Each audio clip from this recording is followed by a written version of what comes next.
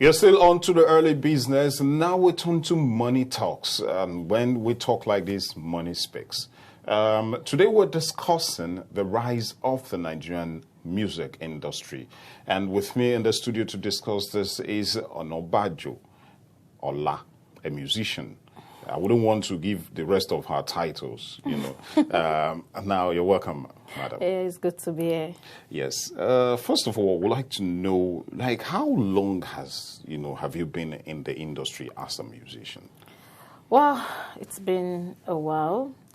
I started a music career around 2003 professionally, because my first album was out around 2004.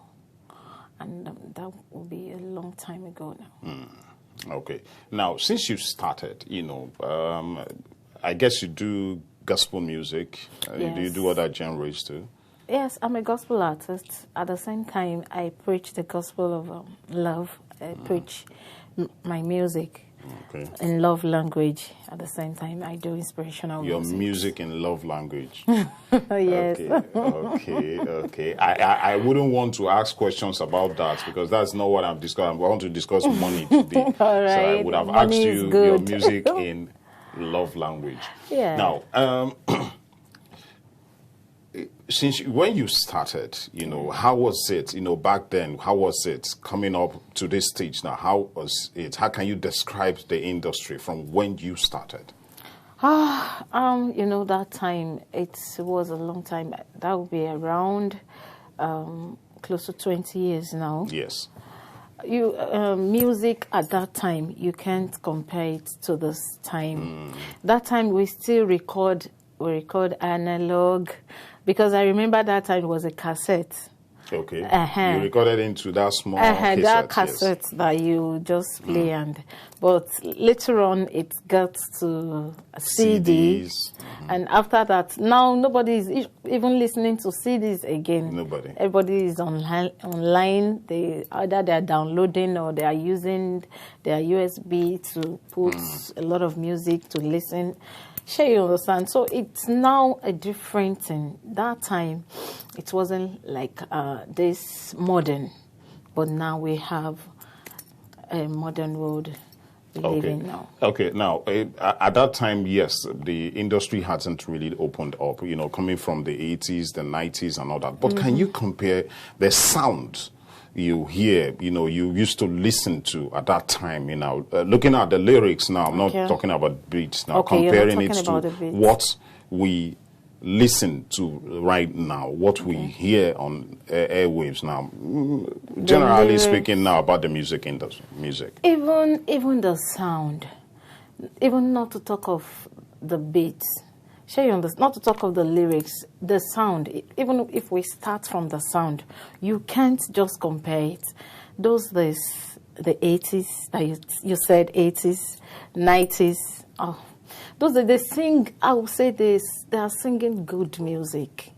Our fathers, before they will even sing any song, I would say they think. Before they sing. And that time, musicians, they were not as many as they hear now. Because there was no money in it then. We wouldn't say that. But this time around, permit me to just say this, all these young people, they are doing music now. If they say that, okay, this one is blown, me too want to just, they would think the guy just started singing yesterday and they just want to come in today and just blow. Sure, you understand? But those days, it wasn't like that. Anybody that you see that is doing music then, they are doing it for passion. Even that they know it. Yes, they know it because they love it. And most of them, at that time, might not even be thinking about the monetary aspect of it. Because they just love it. They want to do it. They want you to see what they can offer you, like our fathers those days, Ebenezer Obey, King Sunny Ade, that time they started music is not, I will say, is not because of that money. Because if you listen to those of their songs, you will see some of them, they say, they are calling us beggars. They are calling us this. At least, if you have money, they won't call you beggars. Yes. But now it is, popping champagne. Popping champagne. And They are coming up with like no lyrics again. Everything you see now is your dear. Everything you see now is songs without a message. But let's come down. Good. Let's come down to the worth of the industry itself. You know, okay. Yes, it has transcended from a particular period to a particular period, and it is called probably a revolution in that industry. And it took place, and it has taken place, and it is still taking place. You know, it's still happening. So, and there are a lot of people, youths, not just youths now. You know, older people who have gone into music with one aim, and that is to make money, and then live the good life.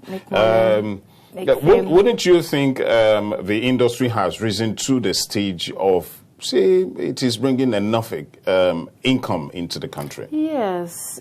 What I will say is, pertaining to that, is music industry now is not unlike before, that there's no money inside. But now, there is money, there is gains. You know, sure you understand a second. There is gain. So a lot of people wants to come in.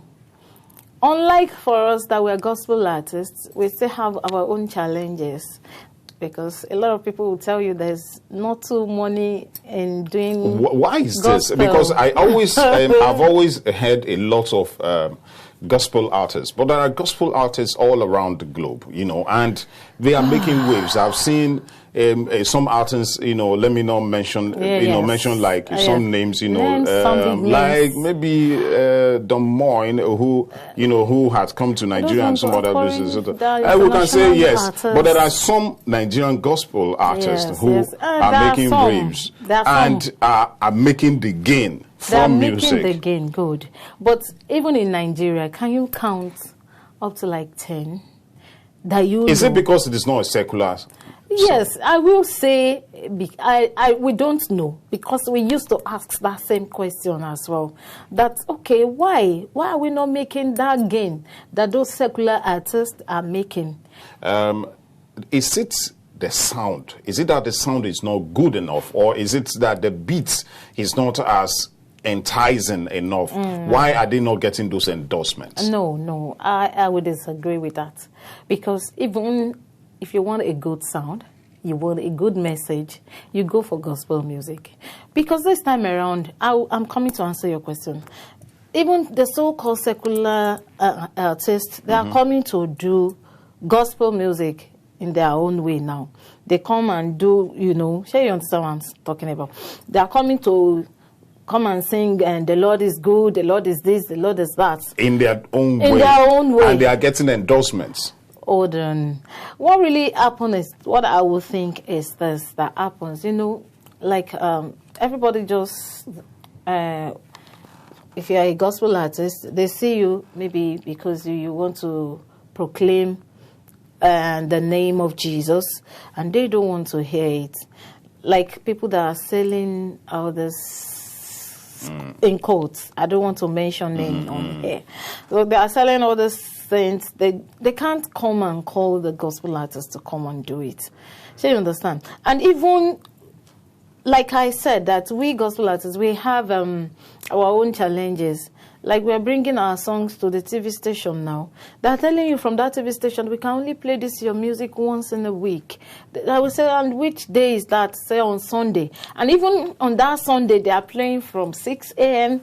to like 10 a.m. From the 10 a.m. to they are jamming, they are doing stuff. It's not helping us. Is it the perception of the public or perception of the investors now, you know, to actually say, okay, this is why people, you just mentioned a very valid point, because it is gospel, and, you know, they feel the larger public out there will listen to the secular music, so, you know, they will want to go for the secular music and not the gospel. But then, in your statement, you said some of these people are coming to this direction, because I've heard some of them, and they have sang those songs, and they've used the name, and they are making gains. They are making gains, good, but don't forget this: they are still carrying their brand, their name, to be a secular artist. People still want to relate with them. rather than relating or coming to meet even the original owner of the song, which is a gospel artist. I don't know. People should just see us. They should just agitate for us. They should just help us. We as a gospel artist, we need endorsements too. There are some legit companies that can give us endorsement. We sing good message, we sing good songs. We have good beats. Well, you know, what brands look at is, you know, when you want to say, okay, you're going after this brand, because the brand can actually help your own brand, or this product can help your brand to move further. Say one of these other big companies, multinationals, they're looking for an endorsement. I know they would not want to go to a gospel, except if the person commands a high crowd. A very huge crowd. Even those that command a high crowd, they wouldn't want to go because of the things that we lack in this country. And that is the capital L-O-V-E. Okay, love. We lack love. Let me expatiate. Okay. You know, if they are coming, like me, I'm a gospel artist, and there's a brand, maybe this communications company, and they want an endorsement, they are coming for Ola. But because she's a gospel artist, some people that are from another religion, we stand up and tell you, okay, we are not buying that communication line again. Because they are moving to the Christians now. They're endorsing Christians. They are doing this. Do you get what I'm trying to say? So it means the tribalized religion. We need love, because there's nothing should have anything to do with religion when it comes to endorsement. Sure, you understand? Endorsement should have nothing to do with tribalism, with religion, with, I don't know. Because I've heard songs sung by a particular tribe in a particular language, and a whole lot of people loving it.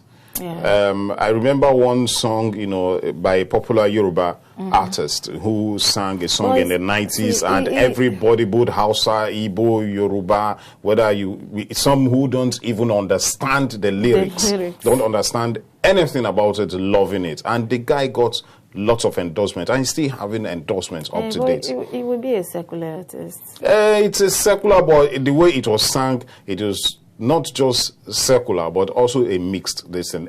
So I want to ask now, is it the manner of packaging, not the song now, the packaging of the artist that helps the artist to blow, as it is, the word blow now, to become who they are? Is it? No.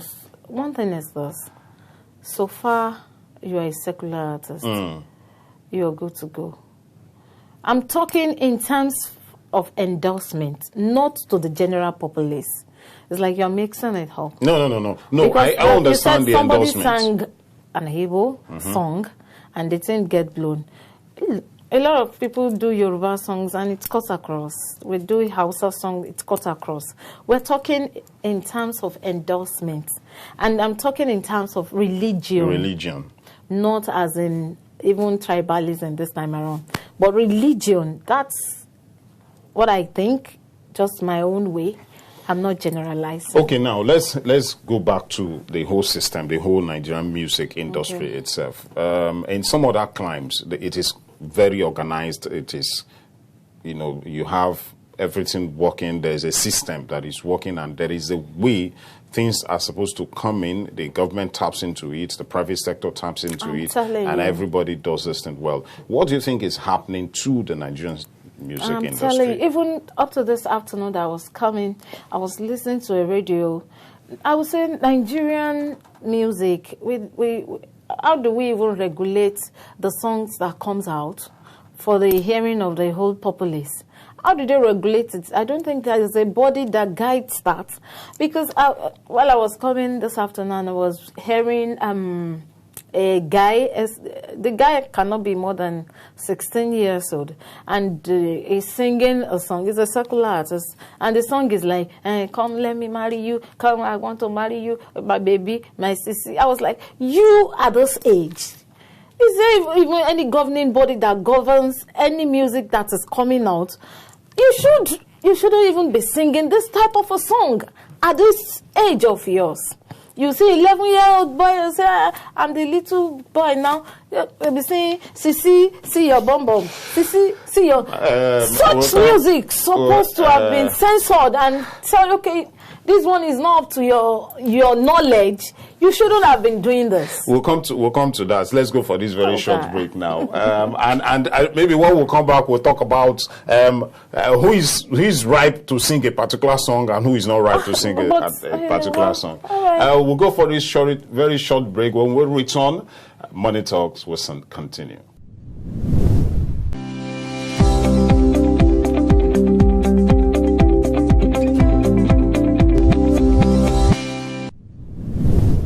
Welcome back. We're still on to Money Talks, and it's still your show, The Early Business. I will be discussing the rise of the music industry in Nigeria. And Onabajo Ola is Onabajo Ola, yes, is still here with me, a musician. And I've said I'm not going to reveal the rest of her things, titles. So we're talking about, you were so passionate in the first half about the age and, all that. No. But don't you think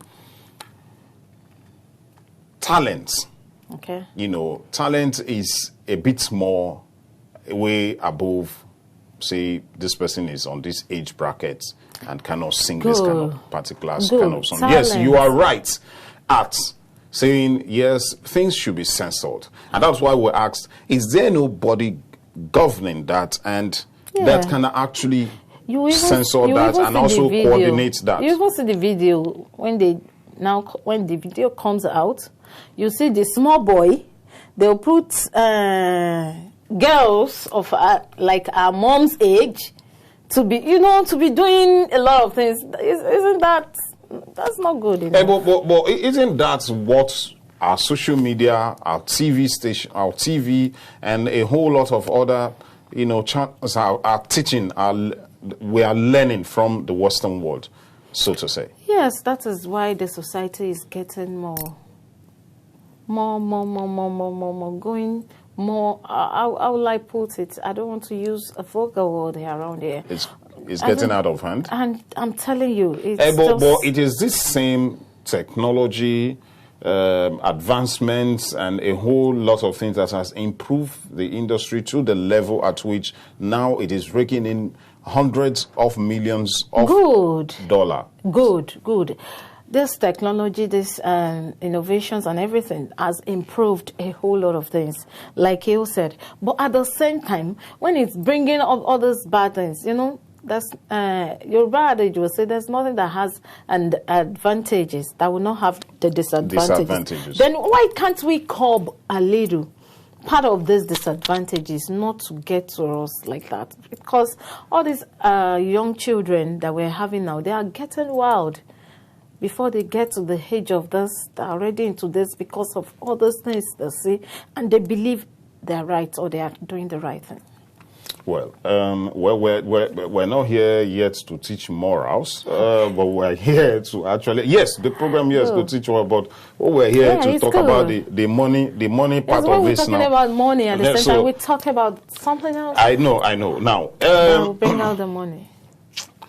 The industry has produced a lot of artists, who are making it big. Just recently, one of the Nigerian artists, though several of them have been bagging awards outside the country, and he also has just bagged his own award, the BET award. That is Burna Boy. I'm sure you, a non-secular artist, may not want to say, well, that's not my business. We have our own awards.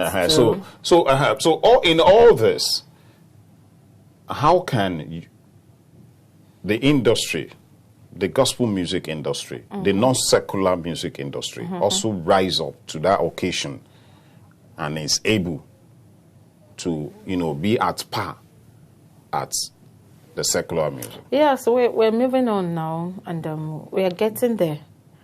We're getting there because, these bodies that has these awards are giving the non-gospel music people awards, the secular world. We have our own awards to that is meeting up even I will say, meeting up with other secular music award, we have bodies that organize awards, like permit me to say this award for Christ Embassy people. Oh, okay. I won't want to do that. One is advert for them. Oh, okay, like some churches like that, and a lot of international awards. Like myself now, some few months back, I was granted a nomination for some of my songs on FAS Award, New Orleans, USA. So we have awards like that recognizes us too. So, okay, but there's a body that protects and also helps to improve that the sector that arms of music. Yes, gospel music too. There has bodies that regulate all those things too. So we're moving on. Now, what were the challenges you faced when you were coming up? From 2003. Wow. A whole lot of such challenges. Like I said, I started professionally around 2003. My first album was 2004. That time I was still in Ibadan, in my parents' house. I was my final year at the university around then, 2003, 2004. And after that, I released my first album. By 2006, I got married.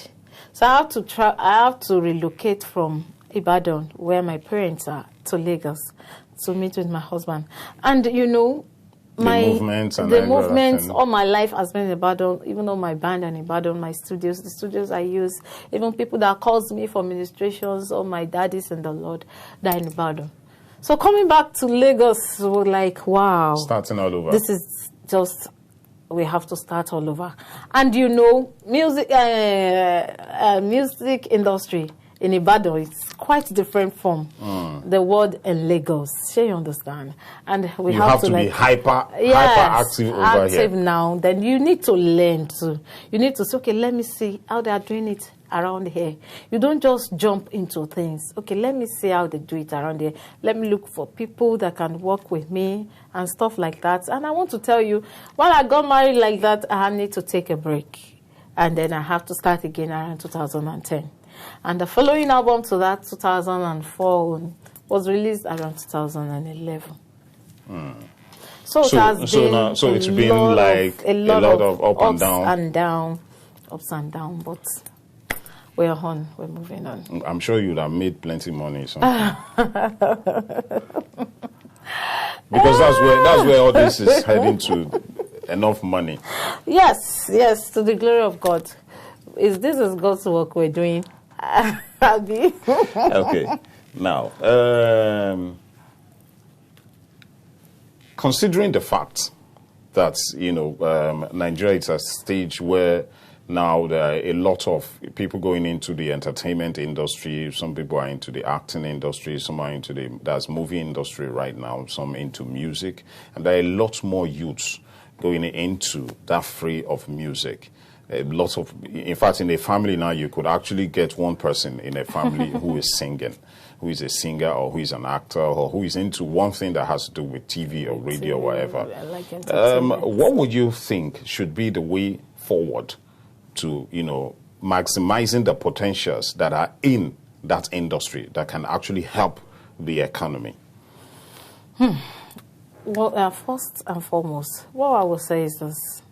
When you want to do a thing, make sure it's a thing that you know of. It's not because this person is doing it and is making it. We have a lot of big names now. I don't just want to mention names. Yes, a lot of big names. Okay, because this one is doing the song, then the song has been an hit. You too, you just thought, okay, I can sing now. Maybe I used to sing inside my bathroom.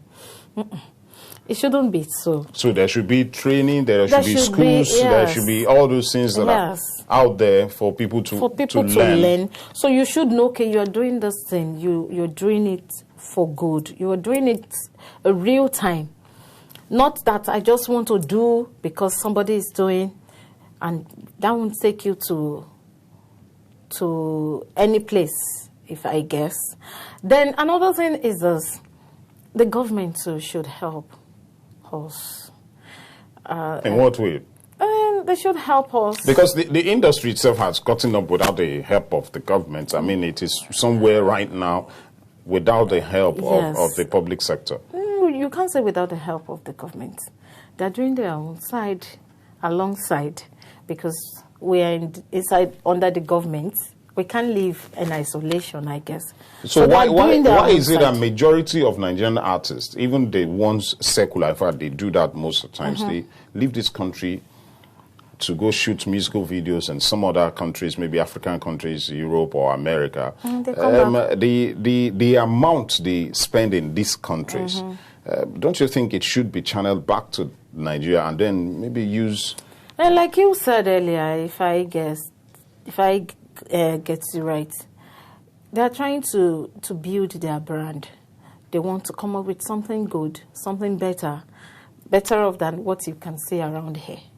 Sure, you understand? So but you can hardly find maybe an American coming down to Nigeria to shoot because a musical they have, video.